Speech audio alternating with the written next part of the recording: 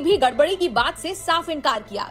साथ ही कहा कि ये जो पूरी कहानी है ये कोचिंग इंस्टीट्यूट्स द्वारा गढ़ी गई है, जिन्होंने उम्मीदवारों से CBT 2 यानी अगले स्टेज की प्रिपरेशन के लिए पैसा तो ले लिया, लेकिन जो उम्मीदवार CBT 1 में पास नहीं हुए उन्हें वो कोचिंग वाले अब समझाने में असमर्थ हैं। इसके अलावा जब न्यूज तक ने पूछा कि क्या रिजल्ट्स को रिवाइज किया जा सकता है, क्या नए रिजल्ट्स घोषित किए जा सकते हैं, तो उस पर बोर्ड ने कहा कि अब बीच में ऐसा कुछ नहीं होने वाला है, यानी नतीजे नहीं बदले जाने वाले हैं। जिस तरह से जैसे घोषित हुए हैं नतीजे वही रहेंगे। साथ ही रेलवे रिक्रूटमेंट बोर्ड ने अब एक नोटिफिकेशन को जारी करते हुए छात्रों द्वारा उठाए गए इन मुद्दों पर पॉइंट वाइज सफाई दी है। सबसे पहले बात कर ले कट ऑफ के मुद्दे की।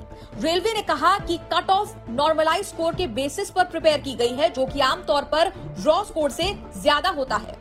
बोर्ड ने आगे कहा कि कट ऑफ उस लेवल या पोस्ट पर निकाली गई नंबर ऑफ वैकेंसी पर डिपेंड करती है। चूंकि लगभग 35,000 रिक्तियों में से 10+2 उम्मीदवारों के लिए 21 RRB में लगभग 10,500 रिक्तियां नोटिफाई की गई हैं, जहां ग्रेजुएट उम्मीदवार एलिजिबल हैं, वहां 10+2 के लिए कट ऑफ सामान्य स्कोर के आधार पर ग्रेजुएट उम्मीदवारों की तुलना में ज्यादा रहा है। अब दूसरे पॉइंट पर सफाई। कुछ उम्मीदवारों को एक से ज्यादा लेवल्स पर एलिजिबल माना गया है और शॉर्टलिस्ट किया गया है। रेलवे ने इस पर कहा कि चूंकि प्रत्येक स्तर पर अलग अलग कठिनाई ग्रेड के साथ दूसरे चरण की CBT परीक्षा होगी, एक उम्मीदवार जिसे उच्च स्तर के पद के लिए शॉर्टलिस्ट किया गया है उसे निचले स्तर के CBT में उपस्थित होने से वंचित नहीं किया जा सकता है अगर उम्मीदवार योग्यता में आ रहा है।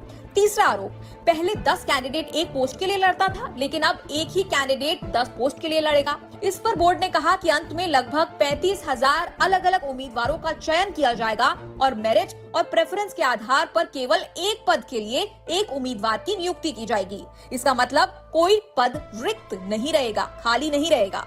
चौथा आरोप, RRB ने नोटिफाइड वैकेंसीज के केवल 4 से 5 गुना उम्मीदवारों को ही शॉर्टलिस्ट किया है। इस पर सफाई देते हुए यहां बोर्ड ने अपनी बताई गई नोटिफिकेशन के पैरा 13 का हवाला देते हुए कहा कि ये शॉर्टलिस्टिंग नोटिफाइड वैकेंसी के 20 गुना की दर से लेवल पोस्ट वाइज किया गया है, जैसे कि अधिसूचना के पैरा 13